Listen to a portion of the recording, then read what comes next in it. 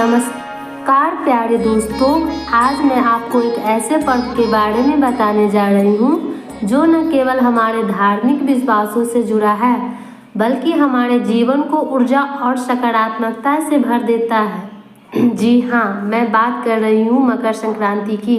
यह पर्व हर साल जनवरी महीने में मनाया जाता है और ख़ास तौर पर भगवान सूर्य को समर्पित है। आइए इस पर्व की पौराणिक कथाओं, परंपराओं और महत्व को करीब से जानते हैं।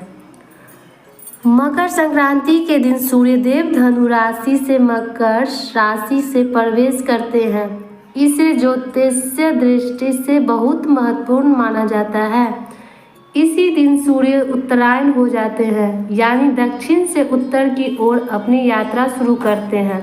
इस बदलाव के साथ ही दिन लंबे होने लगते हैं और ठंड धीरे धीरे कम होने लगती है।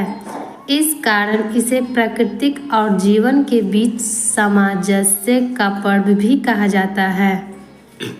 आइए मकर संक्रांति से जुड़ी रोचक कथाएं सुनते हैं। अब बात करते हैं उन कहानियों की जो मकर संक्रांति के महत्व को और बढ़ा देती है। सूर्य देव और शनि देव की कथा।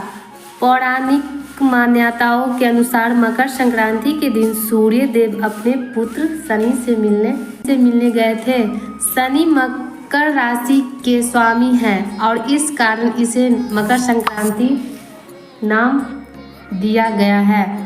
यह कथा पिता पुत्र के रिश्ते में सामंजस्य का संदेश देती है। भीष्म पितामह की कथा। महाभारत के महान योद्धा भीष्म पितामह को इच्छा मृत्यु का वरदान प्राप्त था। उन्होंने अपनी मृत्यु के लिए मकर संक्रांति का दिन चुना क्योंकि यह दिन मोक्ष प्राप्ति के लिए शुभ माना जाता है। उनके इस निर्णय से यह स्पष्ट होता है कि इस दिन किए गए शुभ कर्मों का फल कई गुना बढ़ जाता है। अगली कथा, राजा भागीरथ और गंगा।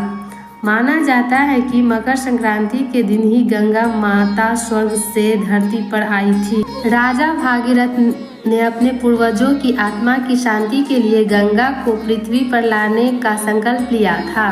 इस दिन गंगा सागर में स्नान का विशेष महत्व है और हर साल यहाँ भव्य मेला आयोजित होता है। माता यशोदा की कथा।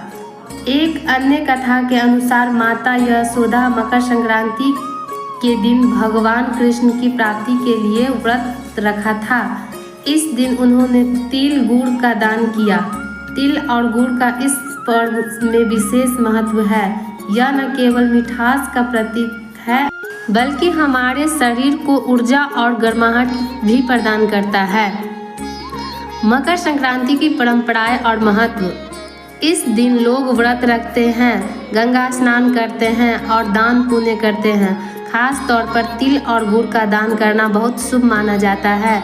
ऐसा कहा जाता है कि इस दिन किए गए दान का फल 100 गुना बढ़कर मिलता है। भविष्य पुराण में इस पर्व का वर्णन मिलता है, जहां इसे पापों से मुक्ति और मोक्ष प्राप्ति का पर्व बताया गया है।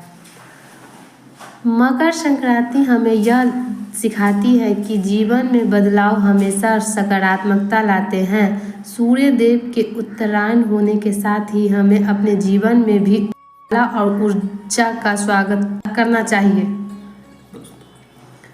दोस्तों, मुझे उम्मीद है कि आपको मकर संक्रांति की यह कथा और इससे जुड़ी जानकारियाँ रोचक लगी होगी।